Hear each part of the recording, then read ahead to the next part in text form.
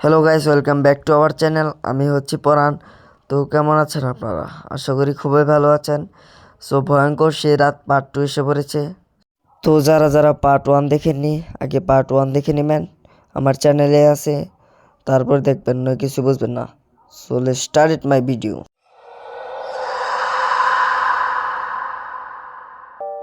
দরজার ওপাশ থেকে আবার সেই কণ্ঠস্বর। দরজা খোলো। আমি ভেতরে ঠান্ডায় জমে যাচ্ছি। আমার নিজের গলা, একই টান এবং একই উচ্চারণ। আমি পেছনে সরে গেলাম। এটা আমি নই।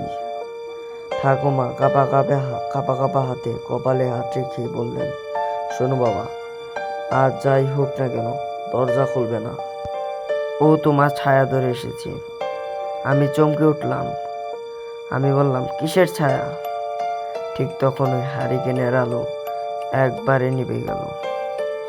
ঘরের ভেতর অন্ধকার, অন্ধকারের মধ্যেই শব্দ, খট খট খট, দরজা নখের আঁচড়।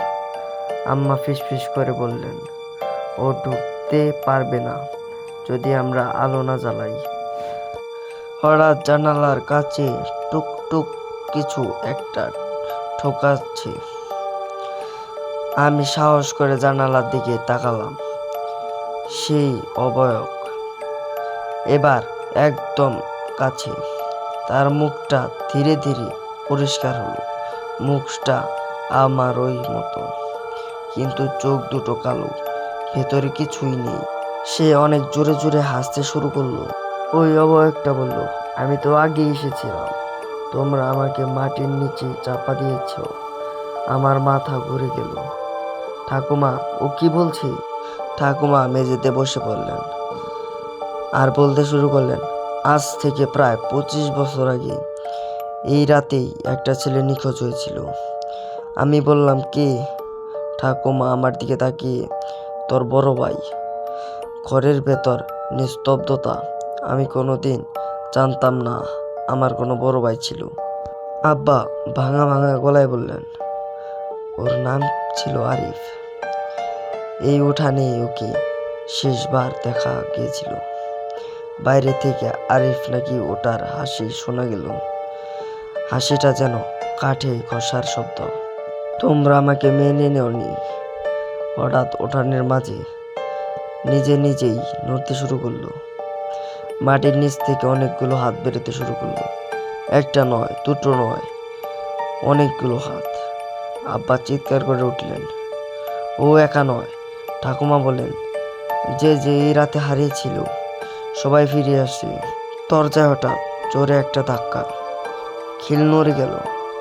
আমি অনুভব করলাম আমার ছায়াটা আর আমার সঙ্গে নেই। মেঝেতে তাকিয়ে দেখি আমার পা আছে, কিন্তু ছায়া নেই। বাইরে দাঁড়ানো ওটা ফিস ফিস করে বলল, ছায়া ছাড়া মানুষ বেশি দিন বাঁচে না।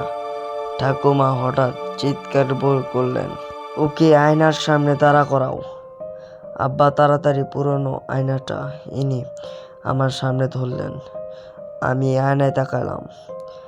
আমি আছি, কিন্তু আয়নায় আমার পেছনে আরেকটা কি। সে ধীরে ধীরে আমার কাছে হাত রাখলো, বরফের মতো ঠান্ডা। সে ফিস ফিস করে বলল, এবার আমার পালা ঘরে ঢোকার। ঠিক তখনই আজানের শব্দ ভেসে এলো, ফজরের আজান। বাইরের সব আওয়াজ হঠাৎ থেমে গেল। উঠোনোর হাতগুলো মাটির নিচে গেল। আমি মাটিতে লুটিয়ে পড়লাম।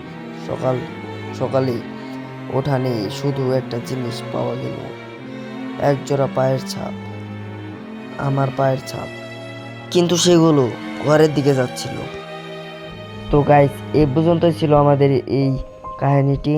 তো কেমন লাগলো আপনাদের? যদি ভালো লেগে থাকে সাবস্ক্রাইব এবং লাইক করে দেবেন। ধন্যবাদ।